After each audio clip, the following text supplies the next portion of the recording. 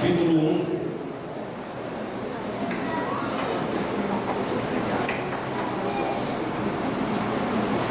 Romanos, capítulo 1, versículos de 1 a 7. Romanos 1, de 1 a 7. Deus é bom, amém? Preste atenção naquilo que vai ser lido, porque metade da bênção está aí. A leitura, a forma como você recebe a palavra de Deus. A verdade é que a palavra de Deus, ela já é bênção por si só. Mas nós precisamos que a vida da palavra flua sobre nós. A vida da palavra é o Espírito Santo, que traz a aplicação daquilo que a palavra é para a nossa vida. Você está lembrado que o verbo se fez carne? Quem já ouviu falar isso alguma vez? Amém? Pois é. Significa que a palavra de Deus, quem Deus é por sua palavra, encarnou no próprio Jesus. O verbo se fez carne. E mais ainda, habitou onde? Entre nós. Romanos 1, de 1 a 7. Diz assim o texto da palavra: Paulo, servo de Jesus Cristo, chamado para ser apóstolo, separado para o Evangelho de Deus, Evangelho o qual foi por Deus outrora prometido por intermédio dos seus profetas nas Sagradas Escrituras, com respeito a seu filho, o qual, segundo a carne, veio da descendência de Davi e foi designado Filho de Deus com poder, segundo o Espírito de santidade, pela ressurreição dos mortos, a saber, Jesus Cristo nosso Senhor, por intermédio de quem, ouça isso, por intermédio de quem viemos a receber graça e apostolado por amor do seu nome, para a obediência por fé entre todos os gentios, de cujo número sois também vós, chamados para serdes de Jesus Cristo. A todos os amados de Deus, que estáis em Roma, chamados para serdes santos, graça a vós outros e paz, da parte de Deus, nosso Pai, e do Senhor Jesus Cristo. Pai, a Tua palavra foi lida, e nós queremos, ó Deus, a direção do Teu Espírito, a condução. Mas precisamos também que o Senhor toque, ó Deus, na nossa alma, para que, ó Deus amado, quebrantados, como inclusive foi cantado aqui, Pai amado, nós sejamos, ó Deus, movidos pelo Teu Espírito, para que a ação das Tuas mãos sobre nós venha produzir, ó Deus, a transformação que Tu tens para nós a cada dia. Dá-nos, ó Deus, o Teu toque. Nós de nós mesmos, por nossa mera inteligência humana, nós não podemos discernir coisas espirituais, mas nós precisamos do Teu toque. E ó Deus, nada é conhecido da Tua parte sem que do Senhor seja revelado. Assim fala conosco, dependemos de Ti e oramos ao Pai em nome de Jesus. Amém. Pode se assentar. Não feche a sua Bíblia. Ouça isso. Não feche a sua Bíblia. A Bíblia, na linguagem de hoje, ela traz esse mesmo texto de uma forma que também ajuda na compreensão. Eu chamo a sua atenção para essa outra leitura que será feita do mesmo texto, mas numa nova versão, a versão da Bíblia na linguagem de hoje. Olha o que diz: Eu, Paulo, servo de Cristo Jesus, escrevo esta carta. Deus me chamou e me separou para ser seu apóstolo, a fim de que eu anuncie a boa notícia do Evangelho de Deus. Há muito tempo essa boa notícia foi prometida por Deus, por meio dos seus profetas e escrita nas Escrituras Sagradas. Aí existe uma conjunção dos versículos 3 e 4 nessa versão. Ela fala a respeito do Filho de Deus, o nosso Senhor Jesus Cristo, o qual, como ser humano, vou repetir, como ser humano, foi descendente do rei Davi, e quanto à sua santidade divina, como ser humano e como santidade divina, a sua ressurreição provou com grande poder que ele é o Filho de Deus. Por meio de Cristo, Deus me deu a honra de ser apóstolo no serviço de Cristo, para levar pessoas de todas as nações a crerem em Cristo e a serem obedientes a Ele.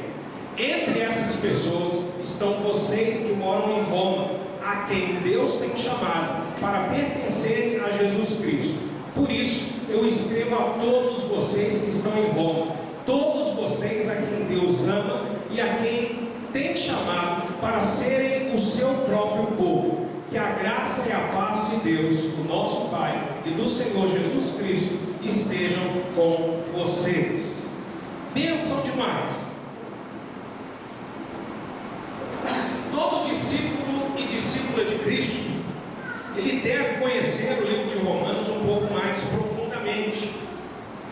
Esse livro ele contém fundamentos para a nossa fé, e esse livro ele traz, e é um dos motivos de que ele ser chamado, vou voltar um pouquinho, esse livro, o livro de Romanos, por causa dos fundamentos que ele carrega, ele traz sobre si a justificação de ser chamado, olha para cá, não sei quantos já ouviram, de o quinto evangelho.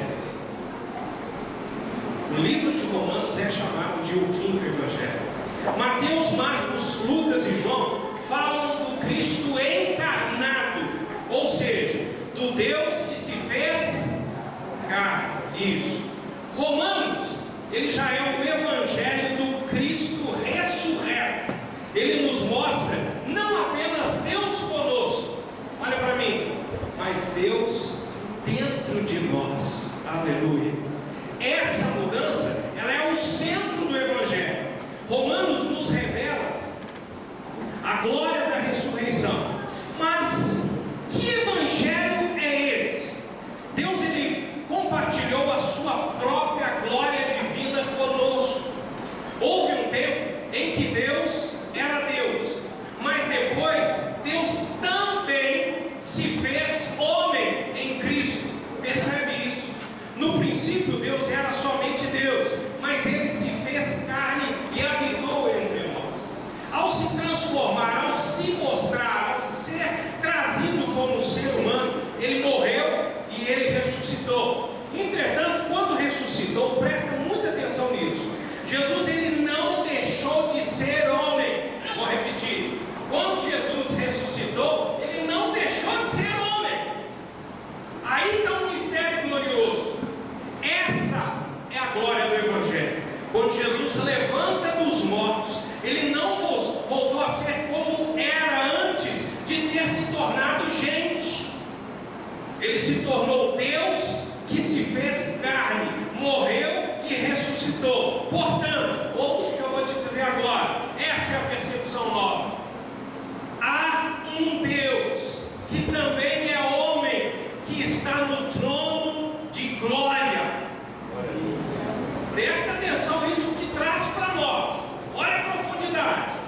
Isso significa que Deus colocou a humanidade dentro da sua glória, dentro da sua própria divindade. Você consegue perceber amor desse tamanho em algum lugar? Ele não precisava de nós. Deus é completo, mas ele nos quis junto dele. Ele nos amou com amor eterno. Você está entendendo agora por que nós somos chamados filhos e filhas de Deus quando nós aceitamos a Jesus como nosso único Senhor e Salvador? É por isso que a gente é chamado filho de Deus, porque foi alguém na frente, abriu o caminho, se fez porta para que nós pudéssemos estar junto de Deus. E o nome dessa porta, e a porta das ovelhas, é chamado Jesus Cristo. Aleluia. Quando nós morrermos, ressuscitaremos tal qual Jesus é. Essa é a glória. Mas ouça, não vai confundir, nós não seremos deuses. A palavra de Deus em 1 João 3,2 diz que seremos como Jesus é. Mais um princípio que eu quero trazer para você, e que é fundamental a gente trazer de volta aos nossos olhos, para que seja desvendado o que é o reino de Deus para nós, é que nós fomos comprados. Diga para essa pessoa que está lá: você foi comprado por alto preço.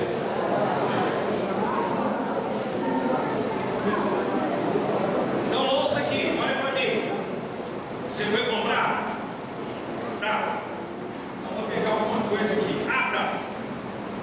eu comprei isso aqui. Isso aqui pertence a mim. A minha relação com relação a isso aqui, ou seja, a minha relação com isso, é que eu sou o que disso aqui? Opa, maravilha, de cara. Dono significa que você não é mais dono de você quando você aceita Jesus. Jesus é dono da sua vida e da sua existência. Quem pode dar glória a Deus? Cristo veio, morreu e ressuscitou para ser Senhor, ser dono, e Ele quer governar a minha e a sua vida. Você está me ouvindo, igreja? É exatamente essa diferença entre crente carnal e crente espiritual. O crente carnal, ele conhece a Cristo somente como Salvador, que cancelou as nossas dívidas, justificou os nossos pecados com seu precioso sangue. Contudo, para o crente carnal falta luz, falta revelação e percepção espiritual de que o Senhor também veio para ser dono, proprietário, porque nós somos designados para cumprir as ordens do nosso dono, do nosso mestre maior. Não somos mais de nós mesmos, pertencemos a outro, a saber, pertencemos a Jesus Cristo. Parece soar estranho, mas o Evangelho, a boa notícia apresentada aqui em Romanos, é somente para aqueles e aquelas que se colocam como servos e servos, propriedade do Senhor, ou seja, para quem reconhece ser comprado e comprada, pertencente àquele que pagou altíssimo preço por cada vida, pela minha vida. No conceito natural, ouça o que eu vou te dizer.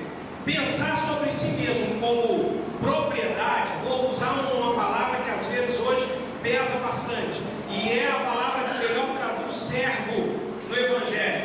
Pensar de nós como escravo, pode parecer absolutamente negativo, mas o conceito espiritual do cristianismo é exatamente esse. É o conceito de sermos propriedade, pertencentes a Deus. Se temos um Senhor, então nós não podemos ser outra coisa. Somos servos e servas do Senhor, e é nessa submissão que o Senhor nos ordena a servir na sua obra. Agora ouça, diga aí, igreja. Mais uma vez. Igreja, a igreja é apenas beneficiada. Eu vou repetir isso. A igreja é apenas beneficiada, porque nós servimos mesmo é a Deus. Pense nisso. Por meio da sua igreja, mas servimos a Deus. A obediência ao Senhor, ela deve ser a nossa motivação fundamental.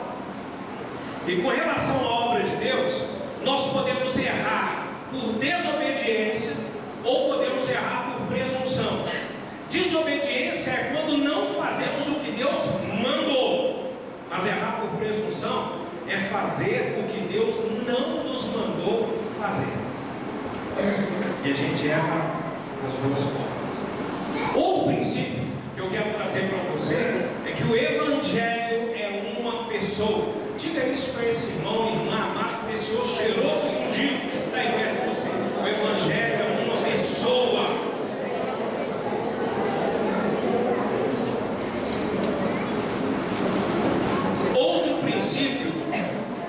Que eu preciso reforçar e até introduzir sobre algumas, é esse, que o Evangelho é uma pessoa. É claro que o Evangelho inclui muitos itens como salvação, perdão, justificação, reconciliação, cura e libertação. Contudo, nenhum destes itens é o centro do Evangelho. Você está me ouvindo, igreja? Amém. O centro do Evangelho não é uma doutrina. O centro do Evangelho não é um dogma, não é uma experiência, tampouco uma bênção isolada. O centro do Evangelho é uma pessoa, o Senhor Jesus Cristo. Ele é o centro da nossa pregação, é o centro do nosso ensino, é o centro do Evangelho em si, e é por causa deste centro do Evangelho é que nós até morremos por causa dele. Aleluia. Nos versículos 5 a 7, sua Bíblia deve estar aberta aí, amém? Paulo fala que o Evangelho ele deve ser recebido, no sentido de abraçado, acolhido. Primeiro, porque por meio do Evangelho nós somos salvos quando o recebemos por fé, crendo. Segundo, porque o Evangelho recebido por nós resulta na nossa santificação. E aí a santificação, ela possui dois aspectos. Vamos dividir essa igreja aqui pedagogicamente em duas metades, para cá e para cá. Para cá, a santificação ela tem dois aspectos. Primeiro aspecto, vocês vão dizer aqui, posicional. Mais uma vez. Mais uma vez. Agora vocês aqui da outra metade, vocês vão falar estrutural. Mais uma vez. Mais uma vez. Pronto. Então o Evangelho, na verdade, quando traz a santificação, ele tem dois aspectos. O aspecto posicional e o aspecto estrutural. Pronto, assim nisso eu fixei essas duas palavras aí para você. Mas o que tem que saber, pastor? Presta atenção agora no posicional. A santificação ela muda a nossa posição. Ouça, a santificação muda a nossa posição. Estávamos no mundo, mas agora fomos incluídos e estamos em Cristo. Mudou a nossa posição. A partir do momento que nós cremos, nós fomos enxertados na videira verdadeira.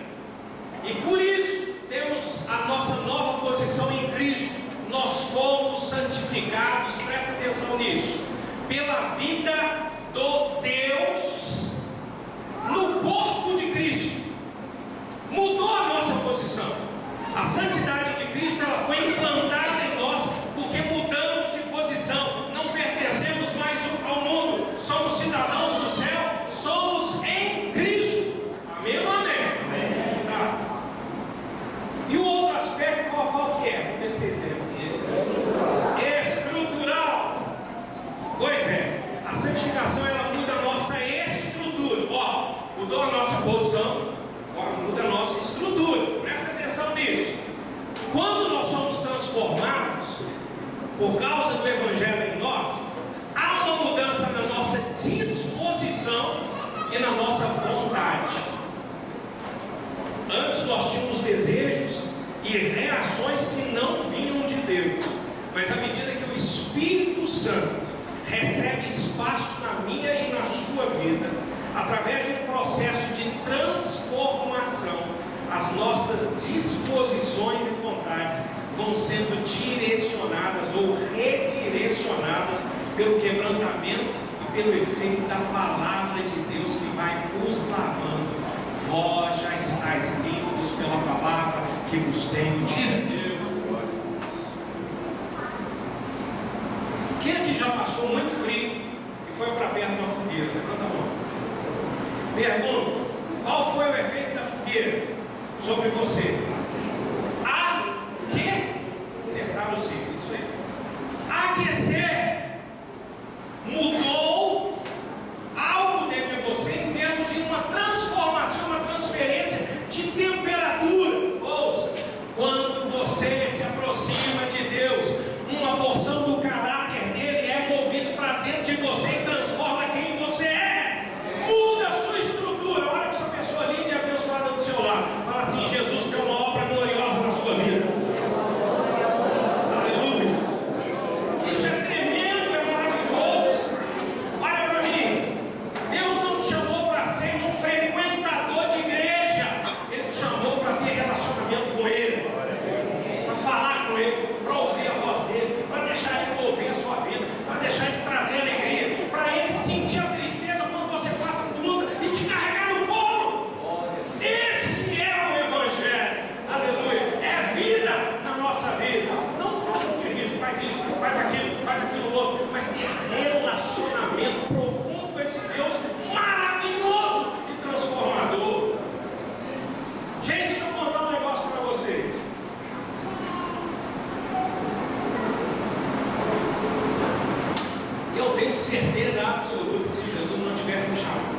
salvado, eu ia para o inferno, de cabeça para baixo, e rodopiando para uma vez. Porque eu sei quem eu era antes do Senhor iniciar essa obra transformadora na minha vida. Pergunta: qual a sua consciência de si mesmo? Vamos caminhar para concluir.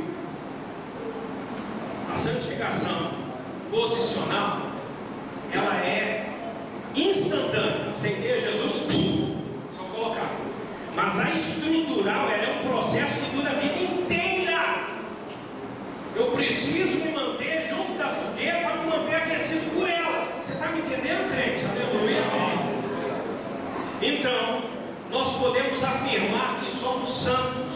Você está vendo um santo perto de você? Glória a Deus. Você não está, eu aplaudo Jesus. Boa, você tem sacudir. Pois é. E podemos afirmar também que nós estamos sendo santificados dia a dia. Depende do ângulo que nós olhamos. Olha para mim. São verdades plenas. É bom a gente rever esses princípios, vez ou outra, porque infelizmente a gente tem a tendência de esquecer princípios fundamentais muito facilmente. Às vezes a gente cuida demais de coisas extremamente complexas, mas às vezes o fundamento a gente deixa de lado. Você já notou que muitas vezes, quando a gente tem uma casa, a gente olha muito assim para as paredes e para o telhado, quando a gente olha de fora assim, vê se está alguma coisa certa, e a gente pouco olha para a estrutura, mas é a estrutura que mantém aquilo tudo. É a base. Pois é. Se a gente esquecer desses fundamentos, nós não seremos ou não saberemos quem somos, onde nós estamos, para onde nós vamos e o que Deus quer conosco. Presta atenção nisso. Hoje é dia especial da ceia do Senhor. E eu quero fazer um convite a você.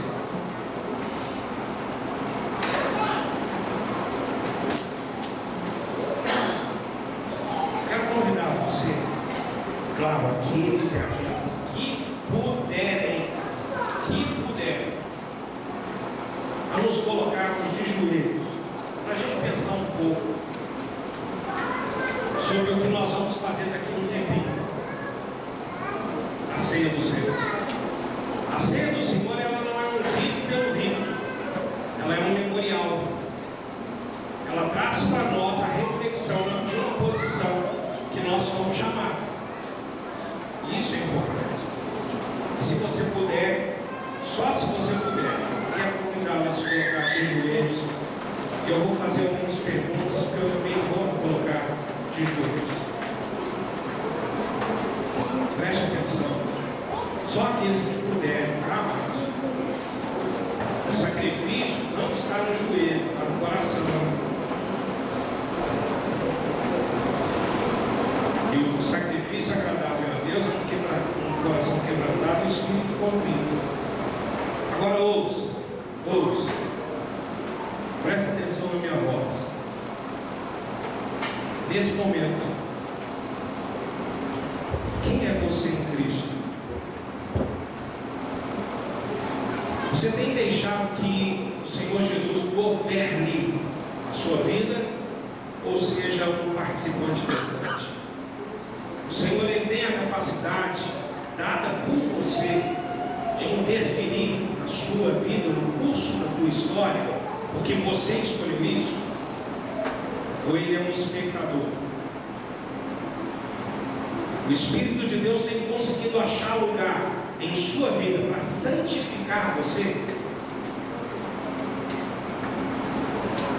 Você sabia que a Santa Ceia, ela é a disposição de manter viva a aliança que você aceitou ou que deve aceitar? Nós vamos orar. É você um pouco com o Senhor, alguns momentos, logo depois eu vou orar.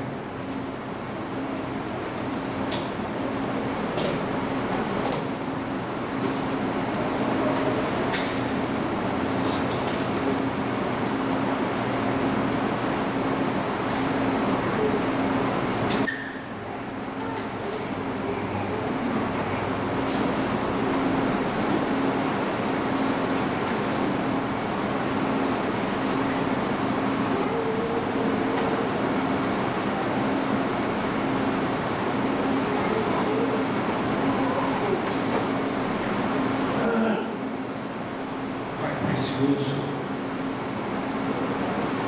Deus amado, reconheço e espero que os teus filhos e filhas reconheçam que a força de vontade, pela força de vontade, pouco pode nos garantir transformação por muito tempo. Nós precisamos, ó Deus, que haja uma mudança mesmo.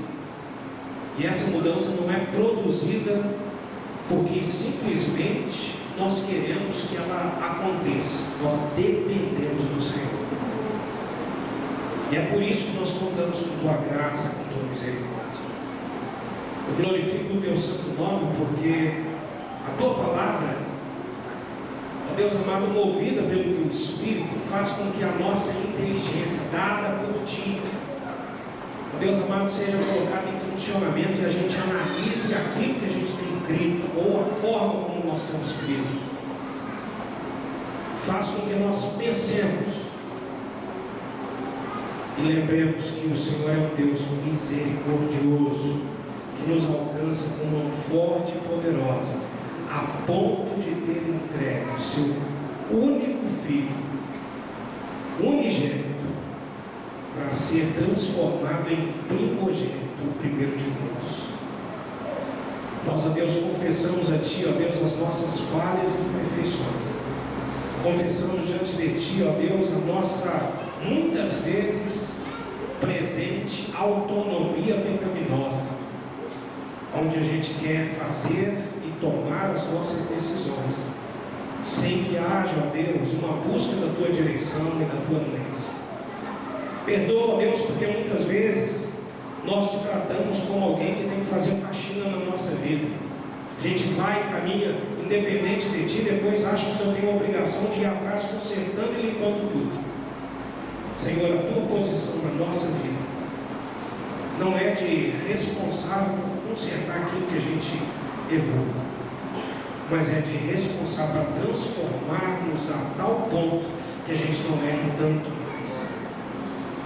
Muda-nos, Deus, transforma-nos, fala conosco, dá-nos a experiência, Deus, de ouvir a Tua voz, Deus, momento após momento, de termos, Deus, o nosso relacionamento contigo crescente, como filho que tem a liberdade de sentar junto do Pai, abraçá-lo, ser acolhido, ser corrigido e ser amado com a intensidade do amor paternal. Pai amado, nós, ó Deus, muitas vezes nos cansamos e ficamos com medo de dizer isso. Estamos cansados, ó Deus, de rito, preceito sobre preceito, regra sobre regra. Às vezes, ó Deus, situações movidas simplesmente pela capacidade do ser humano gerar religião. Mas o que nós queremos, ó Deus, não é religião vazia. O que nós queremos é relacionamento contigo. Assim, ó Deus, move-nos para que, ó Deus, esse momento de quebrantamento e comunhão, ó Deus amado, possa ser estendido sobre nós e possa, Deus, mover o nosso coração na Tua direção. Nós, ó Deus, nos declaramos dependentes de Ti, em nome do Senhor Jesus. Amém. Você pode se sentar. Louvado seja o nome do Senhor. Amém? Glória a Deus. Quais são os dois aspectos da santificação? Posição nos tira do mundo e nos coloca junto dele. Estrutural faz o quê?